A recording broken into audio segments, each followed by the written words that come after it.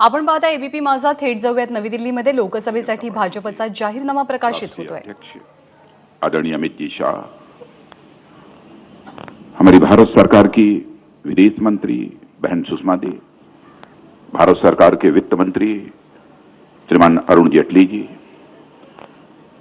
श्रीमान थावरचंद जी गहलोत, भारत सरकार के सामाजिक न्याय मंत्री, और हमारे अखिल भारतीय संगठन मंत्री श्रीमान रामलाल जी, इस कार्यक्रम में मौजूद सभी सम्मानित देवियों एवं सज्जनों और हमारे सभी सम्मानित पत्रकार मित्रों, अभी अभी आपके समक्ष संकल्प पत्र हमारे आदरणीय प्रधानमंत्री जी के द्वारा और आदरणीय अध्यक्ष जी के द्वारा विमोचित हुआ है। यह संकल्प पत्र कैसे तैयार हुआ है, इसके संबंध में बहुत ही संक्षिप्त में आप सबको मैं जानकारी देना चाहूंगा। 2009 लोकसभा चुनाव के लिए यह संकल्प पत्र बनाने के लिए हमारे राष्ट्रीय अध्यक्ष जी ने मेरी अध्यक्षता में एक समिति का गठन किया और मेरे साथ 12 लोगों को भी उसमें नामित किया था और संकल्प पत्र को मल्टी डायमेंशनल बनाने के लिए 12 श्रेणियों में भी उसे विभाजित किया था। इतना ही नहीं बल्कि हर विषय के लिए एक अलग से सब कमेटी भी उन्होंने बनाई थी। इन सारी कमेटी और सब कमेटीज ने अपने अपने विषयों पर बहुत ही व्यापक विचार किया है, गंभीरतापूर्वक विचार किया है, जिसके फलस्वरूप आज यह संकल्प पत्र एक विजनरी और वेरी प्रैक्टिकल दस्तावेज बन पाया है, जिसे आप सबके समक्ष आज प्रस्तुत किया गया है।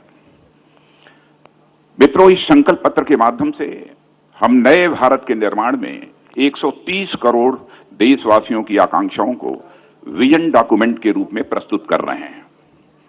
यह संकल्प पत्र आपके बीच रखते हुए मुझे संतोष की ही अनुभूति नहीं हो रही है, बल्कि गौरव की भी अनुभूति हो रही है कि हमारे संकल्पों में करोड़ों देशवासियों की सहभागिता का भी पूरी तरह से समावेश है। भारत के मन की बात, जिसकी चर्चा भी भूपेंद्र जी यादव ने की है, के माध्यम से देश के सभी क्षेत्रों, सभी वर्गों और सभी समुदायों के साथ विस्तृत एवं व्यापक संवाद के बाद अपने दृष्टिकोण का यह दस्तावेज आज हम लोगों ने देश के सामने रखा है। इस दस्तावेज में जितने भी हमने संकल्प दर्ज किए हैं, उसके माध्यम से हम नए भारत के निर्माण की ओर कदम बढ़ा रहे हैं, जो हमारी प्रतिबद्धता है और हमारे प्रधानमंत्री जी की प्रतिबद्धता है। 2014 के बाद हमारे यशस्वी प्रधानमंत्री मोदी जी के नेतृत्व में देश विकास की राह पर तेजी के साथ बढ़ा है। जैसा अभी राष्ट्रीय अध्यक्ष जी ने बताया कि वर्ल्ड की इस समय फास्टेस्ट ग्रोइंग इकोनॉमी यदि किसी कंट्री की है तो वह भारत की है। अंतर्राष्ट्रीय जगत में भारत की प्रतिष्ठा बढ़ी है और हम अब धीरे धीरे वर्ल्ड की टॉप 3 कंट्रीज में, इकोनॉमी की साइज को लेकर वर्ल्ड की टॉप 3 कंट्रीज में आना चाहते हैं। यह हमारा संकल्प है। 2014 के पहले यूपीए के शासनकाल में ठप पड़े विकास को पुनः पटरी पर लाना, यह हमारी सरकार के लिए बहुत चुनौती भरा काम था, परंतु हमारी सरकार ने इस चुनौती को स्वीकार किया और इस संबंध में हमने कामयाबी भी हासिल की। जहां तक हमारे प्रधानमंत्री जी का प्रश्न है और उनके नेतृत्व की सरकार, इन दोनों के प्रति मैं विश्वास के साथ कह सकता हूं कि देश की जनता का विश्वास भी बढ़ा है और विश्वास ही नहीं बढ़ा है बल्कि देश की जनता का भरोसा भी उनके प्रति बढ़ा है। इसमें भी कहीं दो मत नहीं है कि विकास का चक्का इस समय तेजी के साथ चलना प्रारंभ हुआ है। जहां आवश्यक हुआ है चेंजेज करने में भी रंच मात्र संकोच नहीं किया है। जहां तक देश की बाह्य और आंतरिक सुरक्षा का प्रश्न है, उसको सुनिश्चित करने के लिए हमने भरपूर प्रयत्न किया है और देशवासियों के मन में सुरक्षा का भाव भी पैदा करने में काफी हद तक कामयाबी हासिल की है। यह सब करते हुए हमने एक रेस्पॉन्सिबल, एक सेंसिटिव और एक फॉर्म कन्विक्शन वाली सरकार की मिसाल देशवासियों के समक्ष प्रस्तुत की है। हमारी सरकार ने पीपुल पार्टिसिपेशन को गुड गवर्नेंस का एक महत्वपूर्ण अंग माना है। हमने पॉलिसी मेकिंग में भी लोगों की भागीदारी तय की है और इस संकल्प के निर्माण में भी जन भागीदारी को पूरी तरह से सुनिश्चित करने की भरपूर कोशिश की है। भारत के मन की बात को जानने के लिए हम लोगों ने एक लंबा कार्यक्रम चलाया है। हमने करोड़ों लोगों से संपर्क किया है और अलग अलग माध्यम से लाखों सुझाव भी हमको प्राप्त हुए हैं।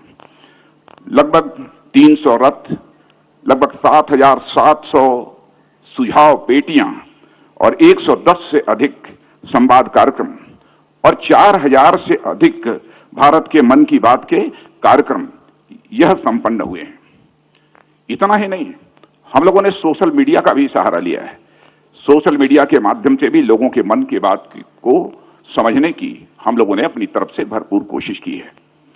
साथ ही विशेषज्ञों के साथ भी हमारे टीम के जो प्रमुख सदस्य थे उनका बैठना हुआ है, हम लोगों का भी उनके साथ बैठना हुआ है, उनके साथ भी हम लोगों ने परामर्श किया है।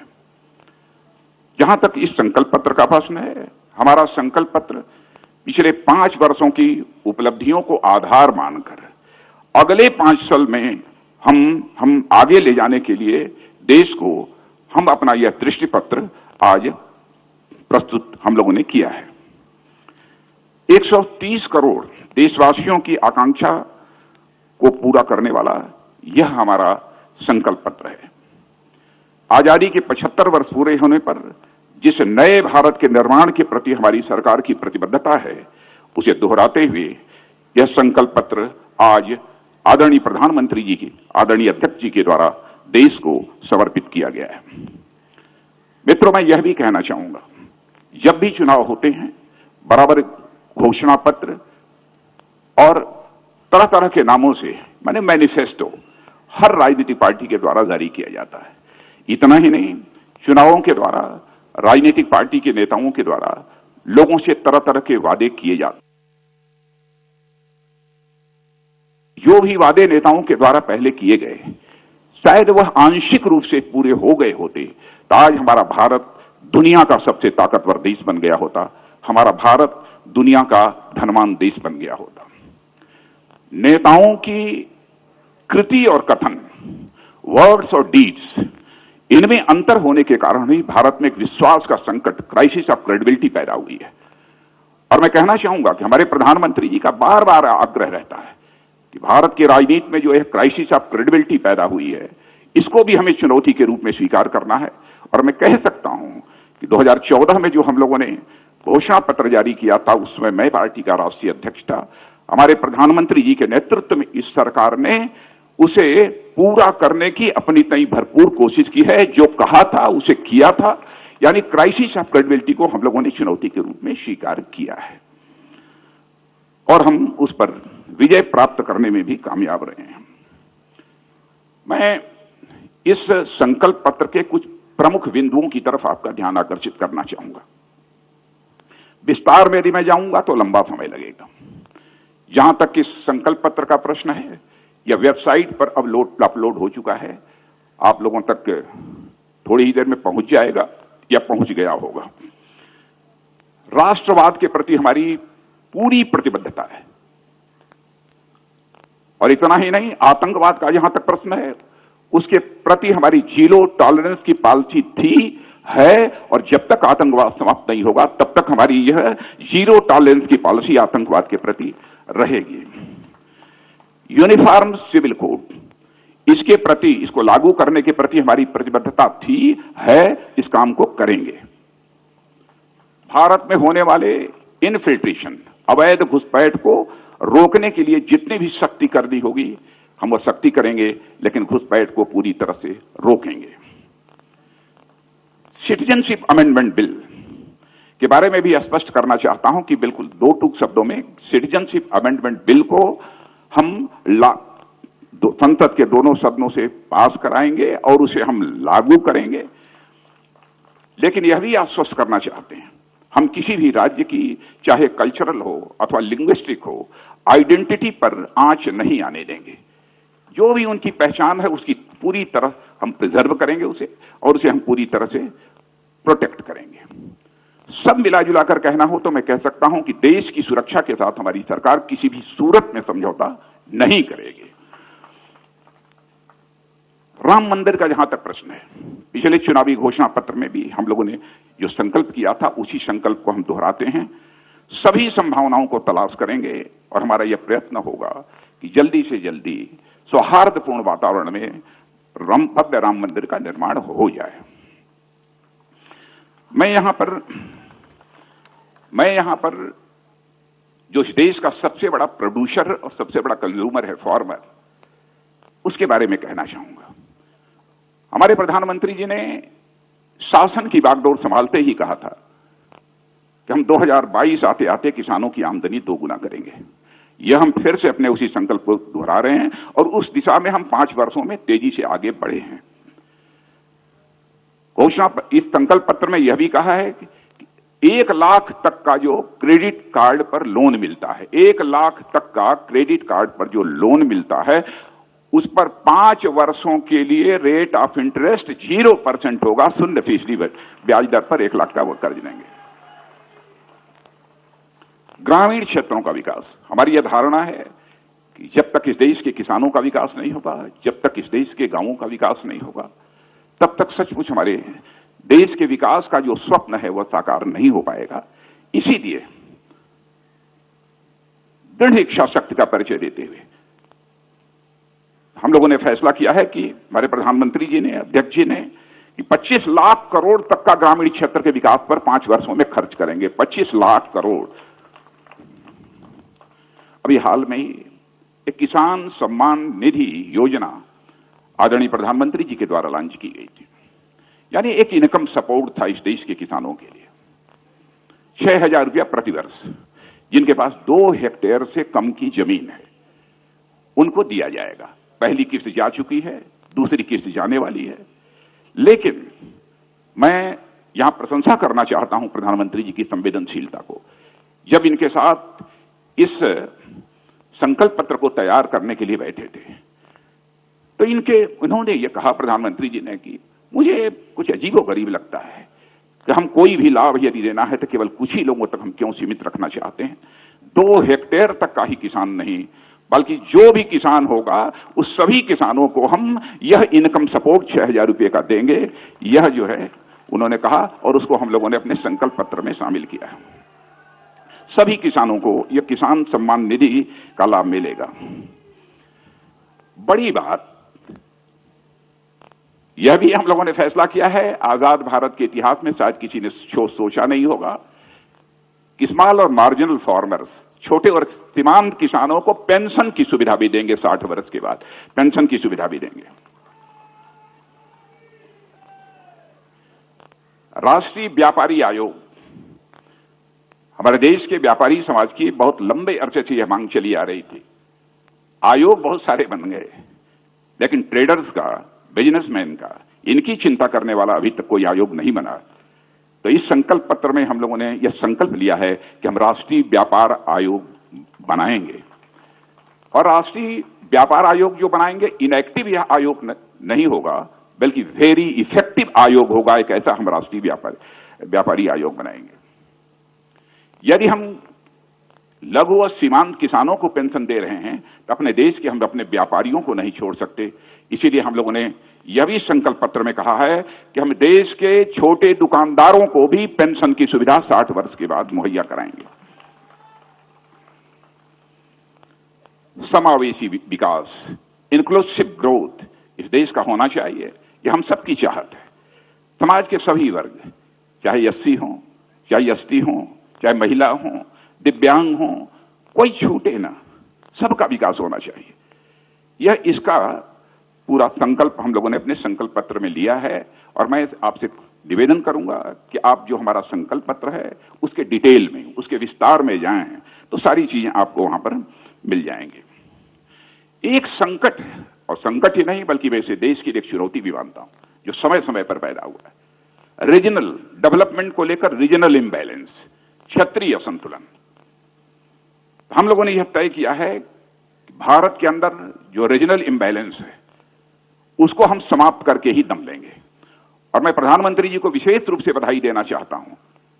जब से आपने प्रधानमंत्री की जिम्मेदारी सौंपी है, बराबर आपने इसकी चर्चा की है और क्षेत्रीय असंतुलन को कम करने के लिए धीरे धीरे उसे पूरे समाप्त करने के लिए आपने कई प्रभावी कदम भी उठाए हैं। एक और आपको याद दिलाना चाहता हूं, प्रधानमंत्री जी ने यह भी कहा था, चुनाव को लेकर इस देश को बहुत बड़े खर्च का वहन करना पड़ता है, बहुत बड़े खर्च की जिम्मेदारी संभालनी पड़ती है।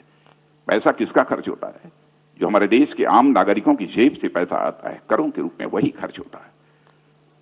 कोई भी संवेदनशील प्रधानमंत्री होगा, स्वाभाविक रूप से उसके मन के अंदर यह भाव पैदा होगा। तो प्रधानमंत्री जी ने उसी समय कहा, देश की जनता का आह्वान किया था, इस पर बहस होनी चाहिए कि देश में सारे चुनाव साथ हों, हर महीने चुनाव नहीं होने चाहिए। तो यह भी हम लोगों ने यह संकल्प इसमें लिया है कि हम इस पर बहस करेंगे और इस पर कंसेंसस बनाएंगे, यह भी हम लोगों का संकल्प है। गुड गवर्नेंस का जहां तक प्रश्न है, गुड गवर्नेंस के बारे में मैं समझता हूं कि कोई बहुत लंबी चौड़ी बात करने की आवश्यकता नहीं है। यह सभी स्वीकार करते हैं। यहां पर हमने बहुत सारे स्ट्रक्चरल और प्रोसीजरल रिफॉर्म्स किए हैं, वहीं पर सिस्टम में भी काफी चेंजेस लाए हैं। उदाहरण तो हमारे पास कई हैं, लेकिन मैं एक का उदाहरण देना चाहता हूं, direct benefit transfer system. Direct benefit transfer system से जो सहायता, चाहे वो विडो पेंशन हो, ओल्ड एज पेंशन हो, चाहे वो कोई सब्सिडी हो, यह पहले मिडिल मैन के माध्यम से जो लोगों के द्वारा पहुंचती थी, अब वो डायरेक्ट बेनिफिट ट्रांसफर सिस्टम के माध्यम से पहुंचना प्रारंभ हुई है। जिसका परिणाम यह हुआ है कि हम लोगों ने 1,10,000 करोड़ रुपए की बचत की है। सिस्टम में चेंज लाने का यह लाभ होता है, प्रोसीजर्स में चेंज लाने का इतना बड़ा यह लाभ होता है। मजबूत करेंगे। हमारे केंद्र राज्य सरकारों के संबंध बहुत ही बेहतर हों, प्रगाढ़ हों। हम उसको और अधिक मजबूत करने के लिए जो भी आवश्यक होगा कदम उठाएंगे। मैं मित्रों यहां बहुत ही संक्षेप में एक और चर्चा करना चाहता हूं कि हमारे प्रधानमंत्री जी ने अपनी प्रतिबद्धता दोहराई है बार बार कि 2022 तक हम नए भारत का निर्माण करेंगे, जब आजादी के 75 वर्ष पूरे होंगे। तो उसको पूरा करने के लिए हम क्या क्या करने वाले हैं। तो ऐसे हमने लगभग 75 स्टेप्स, 75 कदम तय किए। मैं उनमें से सारे पॉइंट्स की चर्चा नहीं करूंगा, लेकिन कुछ सैलिएंट पॉइंट्स कि 2022 तक किसानों की आय को 2 गुना करेंगे और 60 वर्ष की आयु के उपरांत सामाजिक सुरक्षा सुनिश्चित करने के लिए छोटे और सीमांत किसानों हेतु पेंशन योजना, इसकी मैंने चर्चा कर दी है। प्रधानमंत्री कृषि सिंचाई योजना के अंतर्गत सभी सिंचाई परियोजनाएं पूरी करने की दिशा में काम करेंगे, क्योंकि 20 साल, 25 साल, 30 साल से इरिगेशन के बहुत सारे प्रोजेक्ट जो है लंबित पड़े हुए हैं, उन्हें पूरा करेंगे। और मूल धन के सामान्य पर भुगतान की शर्त पर 0% ब्याज दर पर 1 से 5 वर्ष के लिए 1 लाख रुपए तक का हम कृषि ऋण देंगे, इसकी भी चर्चा की है मैंने। और लैंड रिकॉर्ड का डिजिटाइजेशन करेंगे, उसका जो है हम डिजिटीकरण करेंगे। युवाओं के लिए और शिक्षा के क्षेत्र में कई कदम हैं, लेकिन 2 की मैं यहां चर्चा करना चाहूंगा। उत्कृष्ट प्रबंधन संस्थाओं में सीटों की संख्या बढ़ाने के दिशा में भी हम काम करेंगे। हम सीटों की संख्या मैनेजमेंट के जितने भी इंस्टीट्यूट्स हैं उसमें बढ़ाने का प्रयत्न करेंगे। जो हमारे एक्सेलेंट, हमारे इंजीनियरिंग इंस्टीट्यूशंस हैं, उनमें भी हम सीटों के नंबर को बढ़ाएंगे। एक्सेलेंट इंजीनियरिंग कॉलेजेस, जो संस्थाएं हैं इंजीनियरिंग की, उनमें भी हम बढ़ाएंगे। और इतना ही नहीं, लॉ से जुड़े जितने भी इंस्टीट्यूट्स हैं, लॉ कॉलेजेस हैं, उनमें भी सीटों को बढ़ाने की दिशा में हम कदम उठाएंगे। बुनियादी ढांचा माने एक इंफ्रास्ट्रक्चर डेवलपमेंट के लिए प्रत्येक परिवार के लिए पक्का मकान, जिसको कि अध्यक्ष जी ने भी कहा है, अधिक से अधिक ग्रामीण परिवारों के लिए एलपीजी गैस सिलेंडर। लेकिन अध्यक्ष जी ने कहा है कि हम सभी गरीब परिवारों के लिए एलपीजी गैस सिलेंडर मुहैया कराएंगे, तो हम इस लक्ष्य को हासिल करके ही दम लेंगे। सभी घरों का 100% विद्युतीकरण, power in every village, power for all, यही लक्ष्य रखकर हमारी यह सरकार मोदी जी के नेतृत्व में काम कर रही है। प्रत्येक घर में शौचालय, 98% घरों में इस लक्ष्य को हमने हासिल किया है। सभी घरों में स्वच्छ पेयजल की उपलब्धता, यह भी हम करेंगे। सभी घरों में स्वच्छ जल पीने के लिए मिले, पीने का पानी मिलना चाहिए। नेशनल हाईवेज का काम बहुत अच्छा हुआ है। नेशनल हाईवेज की लंबाई है जितनी, उसको हम 2 गुना करेंगे, जस्ट डबल करेंगे। हम इस लक्ष्य के साथ अपने कदम आगे बढ़ाएंगे।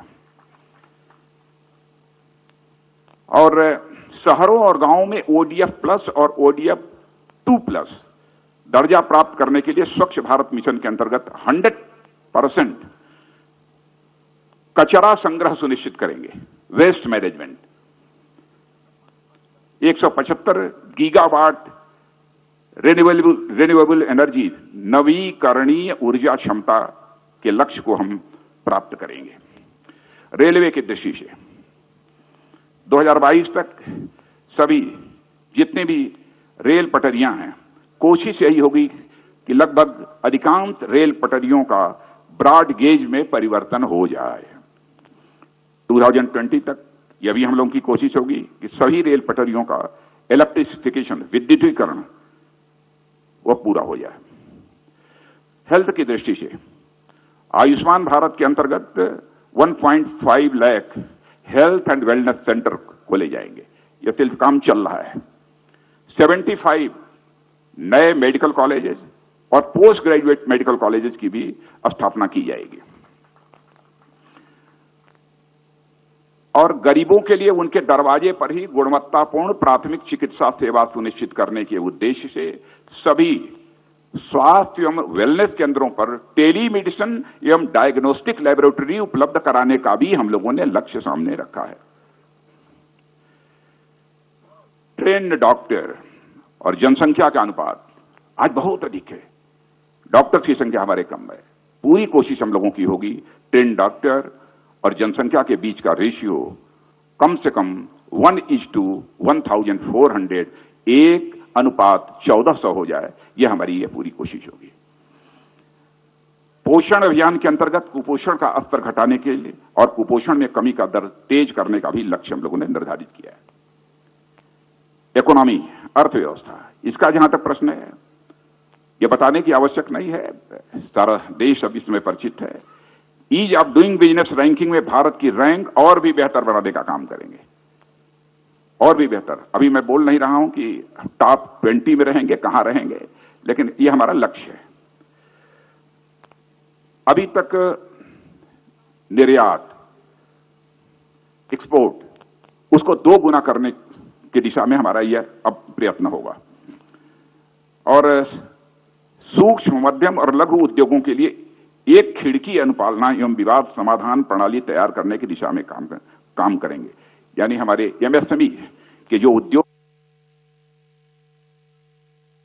समस्याओं का समाधान हो, यह हम पूरी तरह से सुनिश्चित करेंगे। स्थिर कर प्रणाली सुनिश्चित करने की दिशा में भी कार्य करेंगे। गुड गवर्नेंस की दृष्टि से प्रत्येक व्यक्ति को 5 किलोमीटर के भीतर बैंकिंग सेवा उपलब्ध हो, इसे हम इंश्योर करेंगे।